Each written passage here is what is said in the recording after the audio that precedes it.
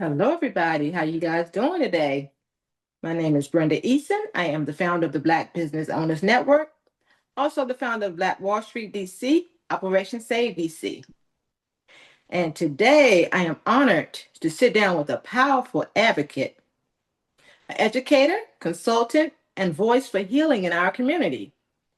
She is the founder of Domestic Violence Wears Many Tags, DVWMT, an organization dedicated to education, prevention, and breaking cycles of domestic violence and trauma. Yeah. She is a mental health consultant, podcast host, motivational speaker, and a champion for youth empowerment. Mm. Please help me to welcome the phenomenal QueenAfi. Did I say that correctly? Yes, ma'am. Thank you so much. Perfect, perfect, perfect. So we're just gonna get to know you a little bit better and let the people of the Black Business Owners Network and Black Wall Street DC get to know you better as well. Yes, ma'am. So we're gonna take it all the way back to the childhood, okay? Woo, yeah. All right, now again, take us back to your childhood in Washington, D.C. What was young Queen Afi like growing up? Um, Off the chain. Okay.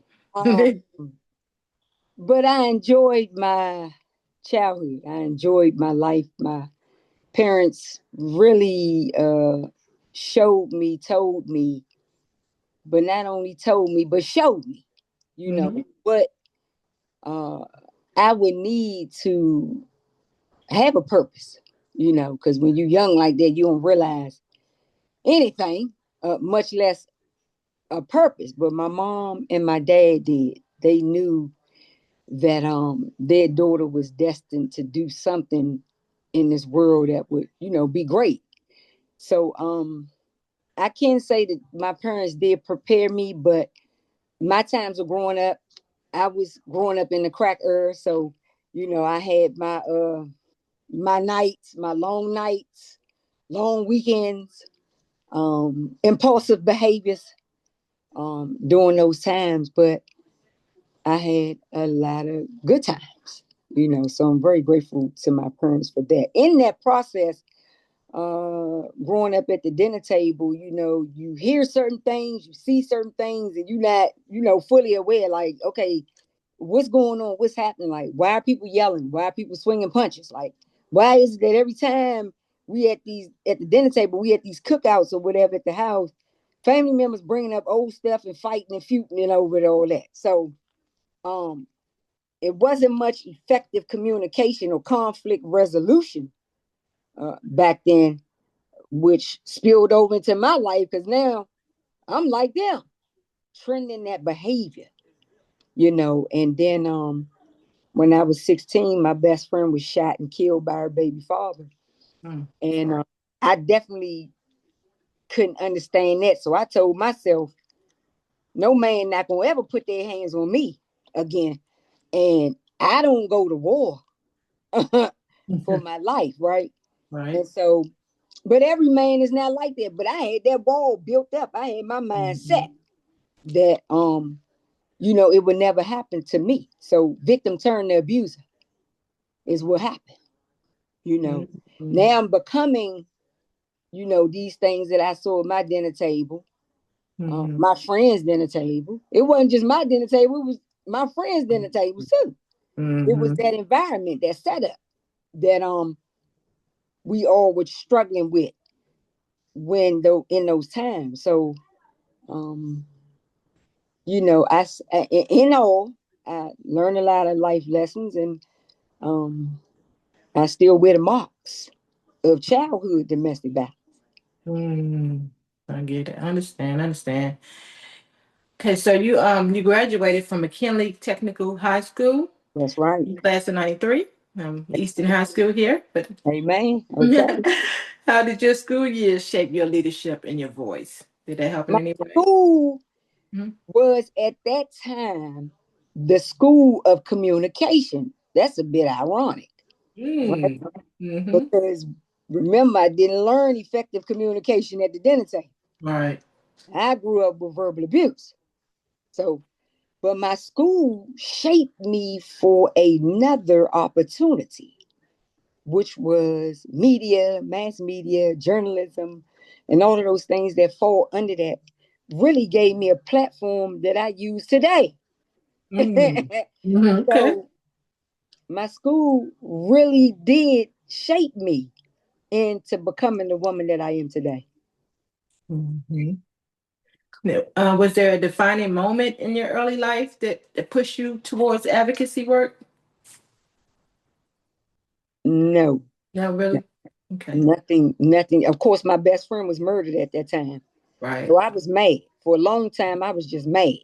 Mm-hmm. And it wasn't gonna happen to me. That was my mindset. I was mad and it wasn't gonna happen to me. And I was destructive and violent towards men, and towards anybody. Right. Anybody could get it, pretty much. So nothing at that time hit me. Okay. Okay. Okay.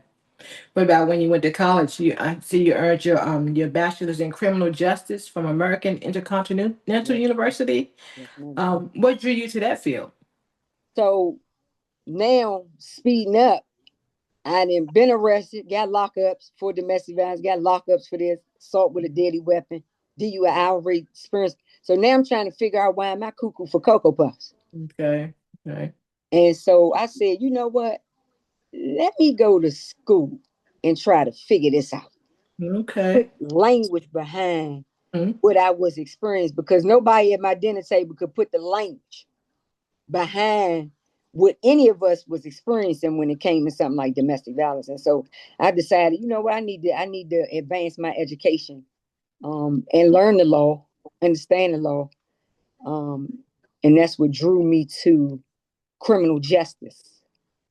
Okay. And of course, after that, I went back to school for my mental health degree, my master's degree in mental health, because criminal justice gave me a legal side of it, but it didn't give me the mental health part. And so I Right. wanted to understand as well my mental health, my emotional health in this. And so that prompted me to go back to school for my master's in mental health counseling. Okay. Got it.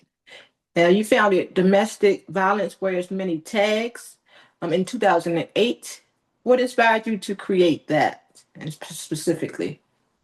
I wanted to have a conversation at this point because my spiritual awakening was happening. Okay. God was waking me up and pulling me out the muck and the mire and showing me my faults, Mm-hmm. showing me, the lies, the deceit, the things that I was doing to people close to me. Because, uh, I'm that good mother. I'm the best mother, at this time I had my daughter at this time. And so, but I was doing things to show that I wasn't no good mother. Because I'm sitting up here living in stuff that is violent with a child, right? And Right. then I proceeded to have my son. I had my baby, my oldest son, and I almost killed him. I felt Mm. like I could have killed him, right? Mm. Because um with my lifestyle comes addiction. Okay. So I was addicted to, alcohol and weed and some other things. And so I was driving reckless with a 2-month-old in the back seat of my car. Mm-hmm. And so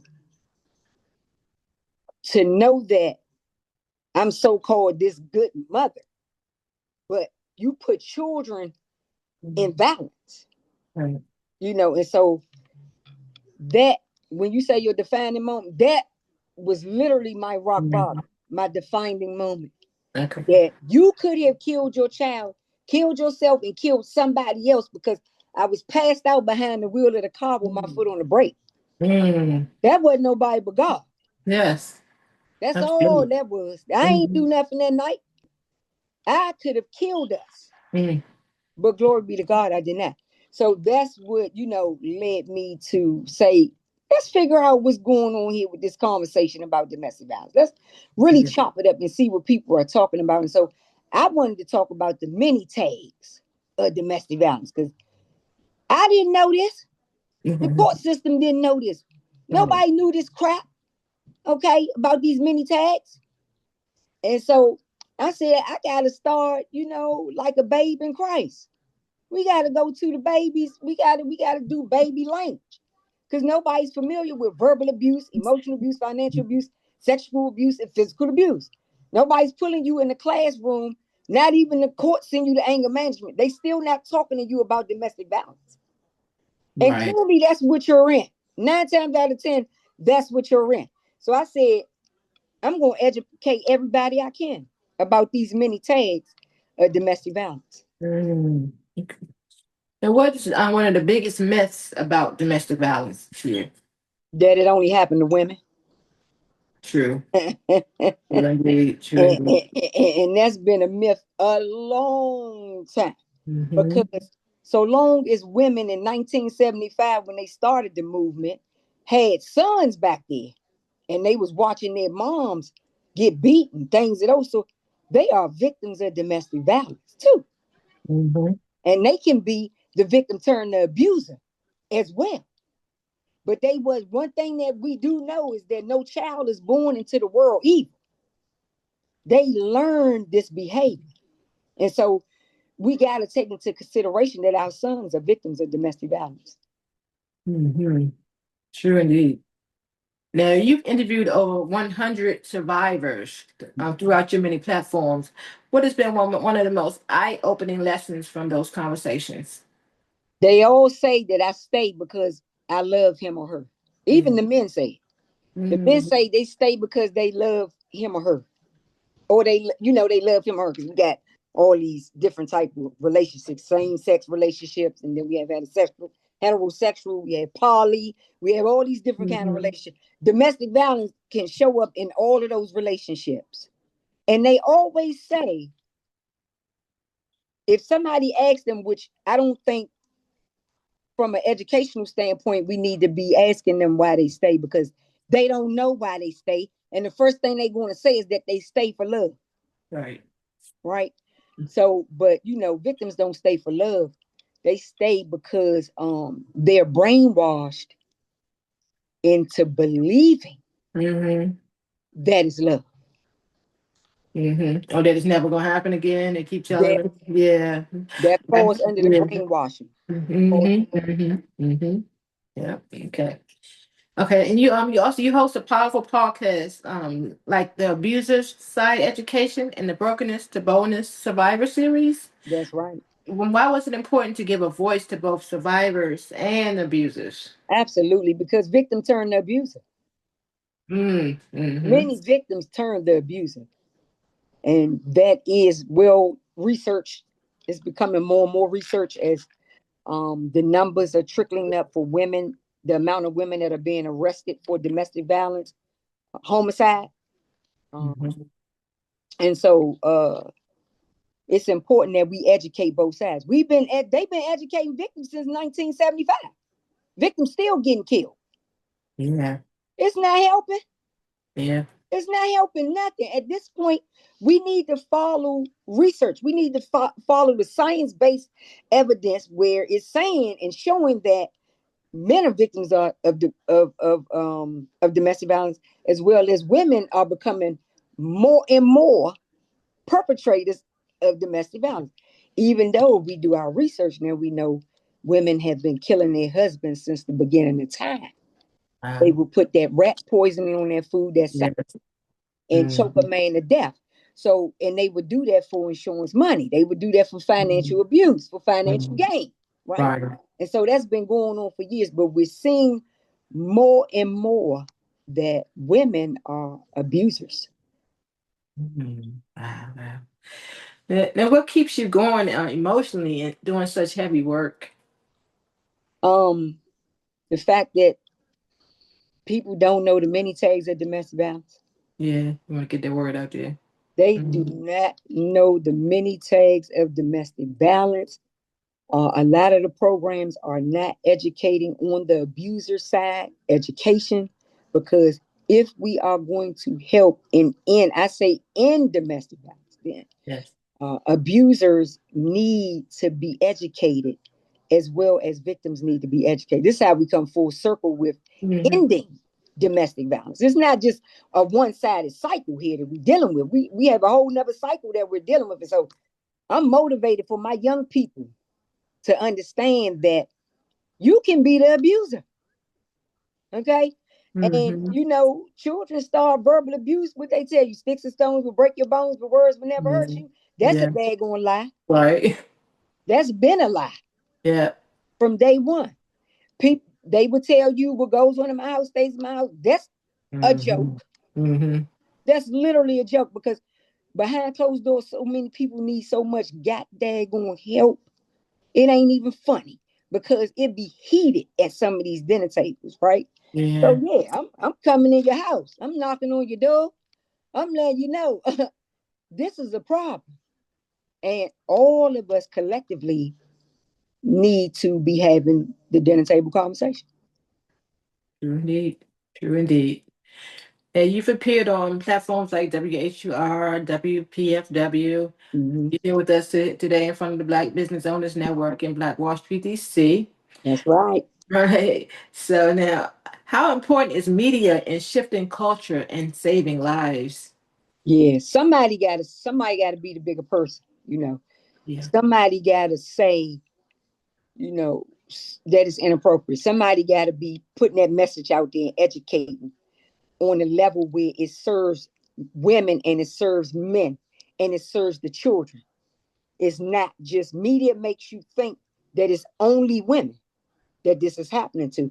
So Mm-hmm. my goal is to let as many people as I need to know that men are victims of domestic violence. Yeah. And we're not going to end this cycle until we get on board with the rationalization that boys grew up in domestic violence too. They grew up watching their moms get beat, watching their dad get beat, or watching dad beat mommy, or vice versa. Yeah. They Feeling watched this helpless. stuff. And Feeling so, helpless. Yeah. yeah. So Mm-hmm. why in the media is it a one-sided conversation? So when I come on your platform, we're talking about domestic violence as a whole. Mm-hmm. We're not going to leave nobody out at the dinner table. And that's including our elder community.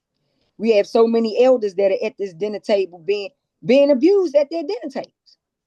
And nobody, media does not talk about this. No. And they need to talk about this conversation on a full circle level. Yeah, true indeed. Before we go on to talk about your event, is there anything else you'd like to say about domestic violence that you can Um, tell the listeners? yeah. Um, I thought it was a question in there about my assignment. Maybe this will go back to Yeah. yeah, my assignment. Mm-hmm. Um, the one and only person that could put me on this assignment was my daughter. She was the only one that could say, Mommy, I need you to be having this conversation. Mm-hmm. Because at this time I'm clean and sober, and you know, I'm trying to figure out what God really want me to do with my voice, you know, with my experience, with my expertise. What is it that he really wants me to do, right? And so as it was playing out in 2008, 9, 10, 11, the organization was growing. I was becoming more and more certain about this is the conversation that we need to have when it comes to domestic violence. My daughter was my stamp of approval, right? She Okay. would be by my side 100% going into the school systems, having these conversations with, you know, her peers, male and females, because I'm not coming to your school if ain't no males involved in this conversation. Mm-hmm. I'm not coming unless I'm gonna go to an all girls school or Right. unless I'm gonna do an all girls program. If I'm coming to a co-ed school, I want to talk to the young men as well as the young girls, right? And so my daughter say, yes, Mark, you need to say that conversation. You need to talk about it. They need to hear it. Yeah, yeah, yeah, yeah, yeah. And she was right. She was right. And as I was, you know, teaching and going out and motivated, still motivated, Mm-hmm. going out to have a conversation, my daughter was shot in the head by her baby father. What? He killed my baby. Oh, I'm so sorry to hear that. You know, while she was holding their 2-month-old daughter in her arms, he shot and killed my daughter. So for 7 years, I had been talking about the conversation, been out there in the street bumping. My daughter gave me the assignment to do it, told me this is what you're going to be doing. Right. And she is absolutely correct. She's absolutely correct. And people say, did you know? Did you know? Of course I knew. Of course I knew. But I couldn't be her mother. I had to be an advocate for Yeah. domestic. I had to educate her Right. about domestic violence in her relationship, even though she put me on the assignment. Mm-hmm. She gave me the assignment to do. She Yeah. knew what the many tags were, but she didn't know them for herself. Right. You know, people say, "Oh, I know that, I know that," but you don't know it for yourself because you in it. Yeah. You know it for everybody else, but you, when it come down to Mm-hmm. you don't know it for you, right? Mm-hmm. So, when he shot my daughter, sis, I had a whole event to do the day he killed my daughter. Mm-hmm. Within a matter of hours, I had my Men Hurt 2 panel, which I'm talking to men because Mm-hmm. men need to be involved in this conversation. And the whole man just killed my daughter less than 8 hours ago. So I went to the event. I did the event. Nobody knew there at the event. But when I told them, of course, you could hear a pin drop because they wondered, why you here? Right. Right. Right. Why you here? And your daughter just died less than 8 hours ago. Yeah, because my daughter gave me an assignment. Yeah. And just because I'm not there don't mean the assignment stop. I mean, it keeps going, you know. Mm-hmm. So Mm-hmm. I refuse to shut up. Yeah. Yeah. So that's what has led me to continue on. Wow. Wait, you muted. Okay. Yeah. Okay. Okay. Perfect. You go. Yeah, that has what's led me to continue on in the conversation, really. Uh, because it's if it, you know, if it's ever time that it need to be said, it's definitely when your child is murdered. That's definitely the time to talk about it. So I didn't start domestic violence with as many tags after my daughter was murdered. Okay. I started the organization 7 years prior to my daughter being murdered. And here we are 17 years later, still having that conversation. Mm-hmm. Mm-hmm. I definitely, I don't know if you saw my son passed as well. He drowned when we were on vacation in Virginia Beach, and Sorry about that. I did. yeah, And yeah. remember So, that case. I remember that case too. you remember Uh, that? Wow. Okay. So yeah, that keeps me pushing toward now trying to get lifeguards down at the beach. I have to yes, keep, ma'am. yeah, I have to do it. I have a whole petition set up. I have over 1,200 signatures, and that just helps me to keep pushing because I don't want any other family to experience what I'm experiencing. I'm sure you can relate. Yes, ma'am. Oh yeah. 100%. I, Mm-hmm. and I'm sorry Yeah. because I remember that. I Yeah. remember that case and when it happened to him. And now God has blessed me to be in your presence. And I Yeah. couldn't believe, I said, at the time when I said, well, I wonder, oh my goodness, how the mom is literally taking this. Like, I know she got to be out of her mind right now, Yeah. losing her child like that. Yeah. Yeah. So Only I 12 years definitely, old. Yeah. Yeah. Yeah. So just talking, just keep pushing. He wants me to keep going and just keep pushing, keep going toward my purpose, and keep that's right. having these type of conversations, Yes, ma'am. community, and so that keeps me going. Just staying busy and Yep. staying in community. Yeah, yeah. Absolutely, because you're trying to prevent it from happening to somebody else, and that's the same way I am. We Yeah, jump into, we jump into mama mode for everybody else yeah, yeah, yeah, yeah. because we don't want to see this happen to nobody else's child. So, I definitely understand. I know your pain personally. Yes, I see. So we definitely gonna have to talk after this. So because I wanted to do something for with other mothers who've lost children. Bless your heart. Yeah. So yeah. Amen. All right, so now let's talk about something exciting. Mm-hmm. 15th Annual Passion Over Poverty Youth and Young Adult Talent Showcase. All right, Yes. happening on Saturday, February the 28th from Mm-hmm. 4:30 to 7:30. Guys, we're giving you the warning now. Make sure you get your tickets. We're going to have to talk about it. What inspired you to launch the Passion Over Poverty Showcase 15 years ago? Yeah. So inside the organization, I'm having conversation with the whole family. Hmm. I had to find a way to lure my teens in so they can have this conversation, my young people, so they Right. can have the conversation. And so February is Teen Dating Violence Awareness Month.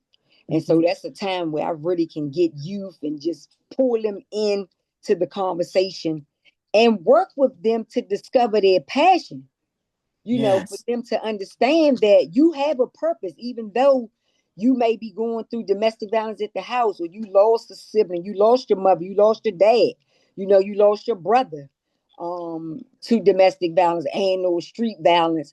I want you to have this conversation. I want you to be well rounded when you do move forward. What better way to do that than to open up a door where they can use their passion to speak for themselves as well as advocate through music, dance, Yeah. poetry, instruments, um, advocacy, because we have young public speakers who get up and speak, hip hop Mhm. artists, gospel artists, liturgical dance.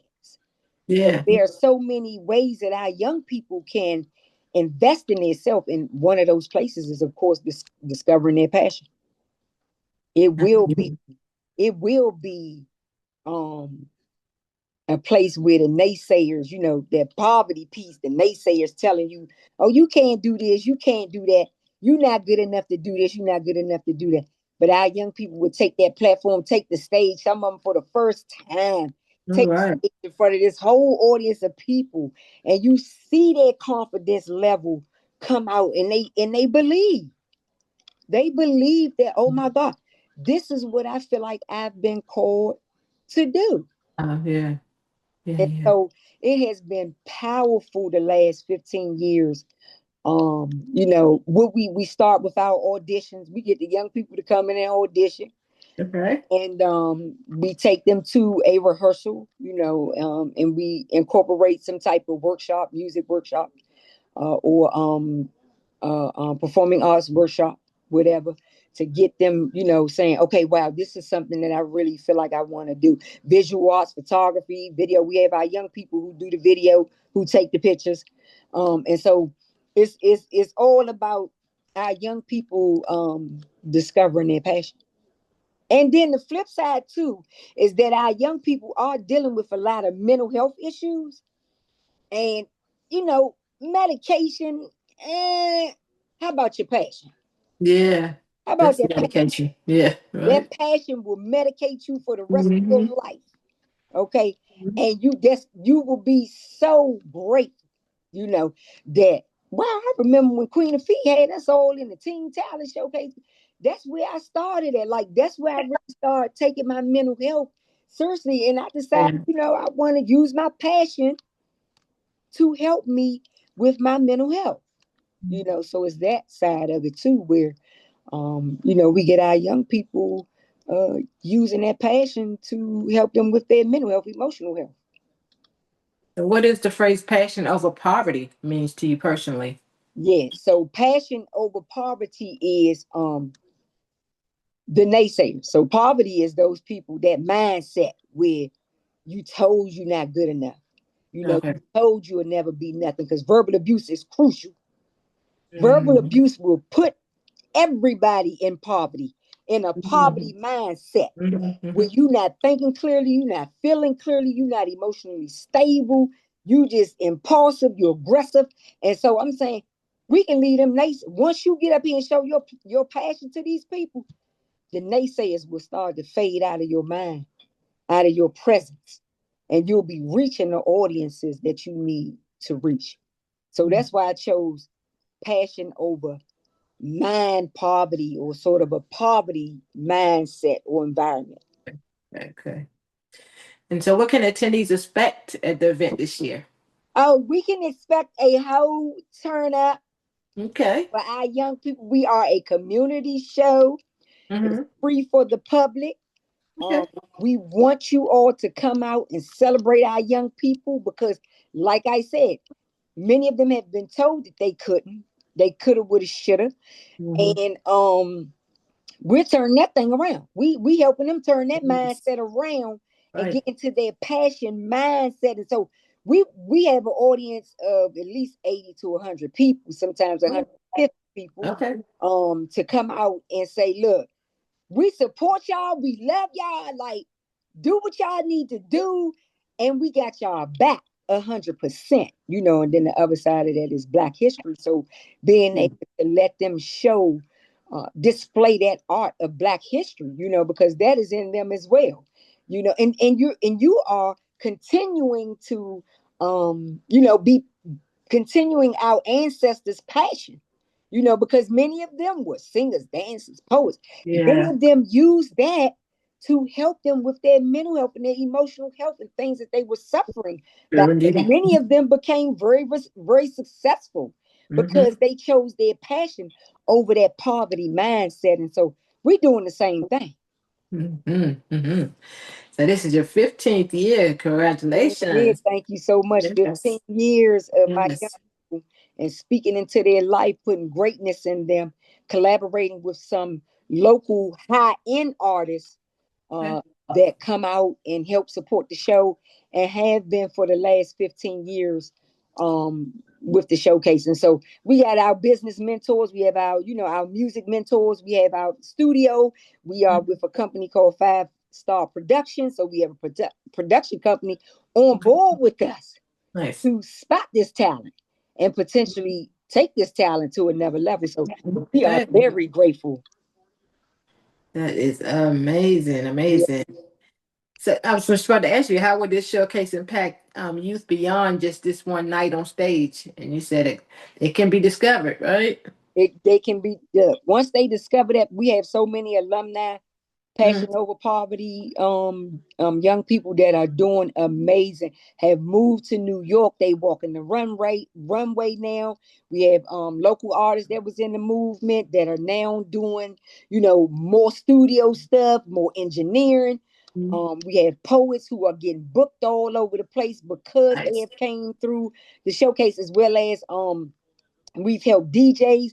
We look, DJs coming to the audition, honey. Okay, DJs are coming to the audition. They want to get on a platform. They want to take it to another level. And once they come through Passion Over Poverty, you know, we have all kind of community events where our young people can get booked as DJs to come out to the community and play for some of the different programs that are in the community. Oh yeah, they going to the next level, because once you discover that passion, you know, once you discover that passion, it's something like, this is what I am meant to do. Like, I need to see how far I can actually go with this. And because we start from 5 through 24 years old, we get, you know, we get 5-year-olds that are now 21-year-olds, 18-year-olds, and they are working in their passion. Sorry about that. You still there? Yes, ma'am. Okay, perfect. All right. Go ahead and continue what you were saying. Yeah, and they're working, young people are working in their passion. So at the end of the day, it's all about, you know, making sure that our young people get discovered. You know, you discovering your passion, and we're gonna help you get discovered. Absolutely. While you are you know, kicking off that passion over poverty. You saying, I'm done with that mindset. I'm done with being depressed. I'm done with being stressed. I'm done with the verbal abuse, the emotional abuse. Like, I don't want to do that. Physical abuse, sexual abuse. I don't want to be participating in financial abuse. I want to be in a space where I'm able to take my passion to the next level. Absolutely. Right. Now, are there any opportunities like for sponsorship or partnership opportunities available to help the support? Absolutely. We're partnering with some people in the community, which is good. Always a good thing to partner. As well as we got vendor tables that we really need help with, helping sell our vendor tables for the event, because that is a part of the event. That's the whole networking and entrepreneurship that we need our entrepreneurs in the building supporting this initiative. How can they contact you if someone wants to be a sponsor or vendor? Contact me at 202-821-8933. Right. And where will the event be held? Where's it going to be held? The event is going to be at the DC Dream Center in Washington, DC this year. You can type in DC Dream on your Google or inside your Wave app or your Google Maps, and it will tell you the direction of how to get there on show day, February the 28th. The doors will open at 4:30. Our doors will open at 4:30 that day. So we are looking forward to, again, free for the public, bring the family out. Family, come on out. I'm going to tell you something else. When I was growing up at McKinley High School too, we would have talent shows at our school, at our high school. Yeah. Okay.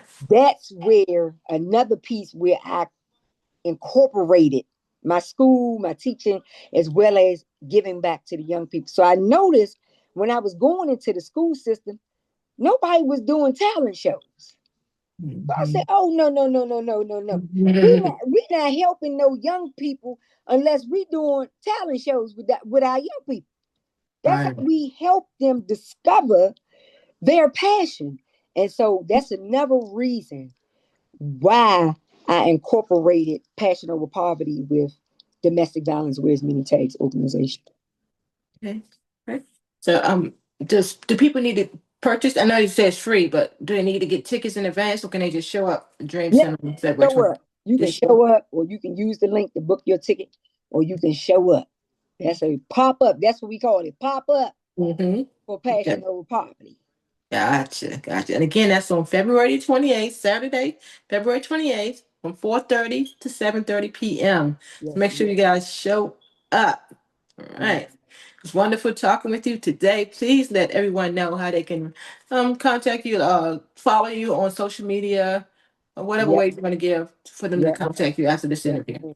Yes, ma'am. So go to your Google app search bar to your browser, type in DVWMT, and everything about domestic violence wears many tags will come up. Facebook, Instagram, all those things, Twitter, everything will come up in your browser. That's the easiest way to uh, follow us. Hey, all right. You have any final remarks? Anything you want to leave with the audience? My final remark is if you know somebody, or if it's you that's experiencing domestic violence, and you're not sure, you want to ask a question, you want to try to find some resources to help your situation. Of course, you can always call the National Hotline for Domestic Violence, 1-800-799-SAFE, 1-800-799-SAFE. That number gives you your local resources in your state of what's current. See, we want to know what is currently happening with the programs and the resources, right, in your state. So you can definitely reach out to that number. Also, you can reach out to QueenAfi at 202-821-8933. Unfortunately, men don't have a lot of options when it comes to this conversation. But brothers, you can reach out to me personally. Sisters can reach out to me personally. If you feel like you got a question or you're not sure if it's happening to you, you're not sure if it's happening to your child, maybe you want to know more. Maybe you need to know the who, what, when, where, why, how. Reach out and I can help you with that. Thank you so much for letting me share tonight. Absolutely. QueenAfi, thank you for your courage, your leadership, and your commitment to healing our communities. We really appreciate you. And to everyone who's watching, make sure you mark your calendars Saturday, February the 28th. 2026 from 4:30 to 7:30 and be a part of the 15th annual Passion Over Poverty Youth and Young Adult Talent Showcase. Yay. Make this 15th year legendary by showing up for our youth and our young adults, okay? Make sure you follow Queen of Fees, support domestic violence, wears many tags, Yep. and get there on February the 28th. Again, I'm Brenda Eason, founder of Black Business Owners Network and also Black Wall Street DC. This is what empowerment, education, and purpose looks like in action. Again, this interview is sponsored by Black Wall Street. Make sure that you go to the website to learn more. My partner's website, Rhonda Hamilton. 4dc.com. Again, Rhonda Hamilton, number 4dc.com, and click on Black Wall Street. And come on over and become a member of Black Wall Street. That's my other passion, Black businesses. And I'm circulating the dollar around and around in our communities multiple times. Being a member can also eliminate your marketing budget entirely because we provide you with clients directly through the tenant relationships we have built throughout Washington, D.C. with D.C.'s next mayor, my partner, Dr. Rhonda Hamilton. You'll learn more at the website. Again, Rhonda Hamilton, 4dc.com. Click on Black Wall Street. Again, follow QueenAfi and learn more about her event and be there on February 28th, all right, 4:30 to 7:30. Thanks again for the interview today. Thanks again to our sponsor, Black Wall Street DC, Operation Save DC. Guys, peace.